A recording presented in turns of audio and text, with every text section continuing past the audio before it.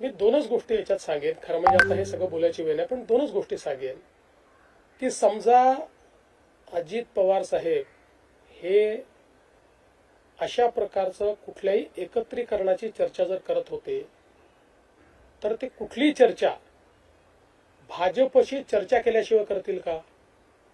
त्यामुळे ते जर चर्चा करत असतील तर त्यांनी भाजपशी चर्चा केली असेल, ते करत नसतील तर वेगळी गोष्ट आहे. त्यामुळे मला असं वाटतं की पहिल्यांदा तर हे लक्षात घेतलं पाहिजे.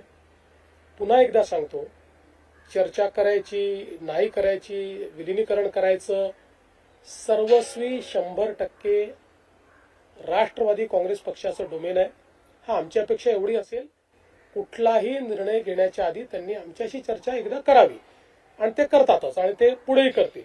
त्यामुळे याही संदर्भात दुसरं, समजा अजित पवार साहेब अशा प्रकारच्या चर्चा करत होते तर ती चर्चा ते एनडीएतनं बाहेर पडण्याकरता करत होते का?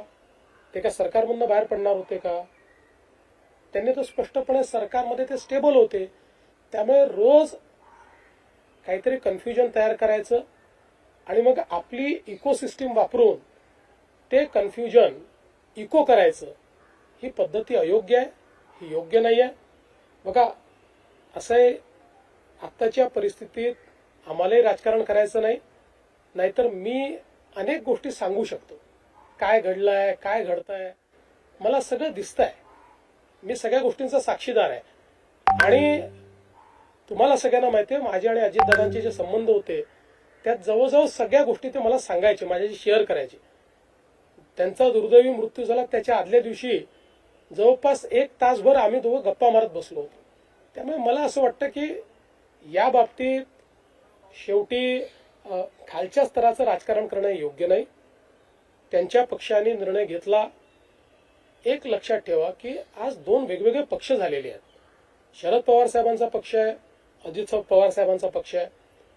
आता अजित पवार साहेबांच्या पक्षाने हा निर्णय घेतला की आमचं नेतृत्व हे सुनेत्राताईंनी करावं, आणि त्यांनी हा निर्णय घेतला की सुनेत्राताईंनी नेतृत्व करण्याकरता शपथविधी करावा. त्यांनी सुनेत्राताईंना सांगितलं, सुनेत्राताईंनी त्या ठिकाणी तो शपथविधी केला. त्यामुळे हा निर्णय सर्वस्वी राष्ट्रवादी काँग्रेस पक्षाचा आहे. आमची पहिल्या दिवशीपासून एक भूमिका आहे की आमचे साथीदार कोण आहेत, तर राष्ट्रवादी काँग्रेस पक्ष, अजित पवार यांच्या नेतृत्वातला राष्ट्रवादी काँग्रेस पक्ष. त्यामुळे आमच्या साथीदारांनी जो निर्णय घेतला त्या निर्णयाच्या पाठीशी उभं राहणं ही आमची जबाबदारी आहे. ती जबाबदारी आम्ही कालही केली, आजही करू.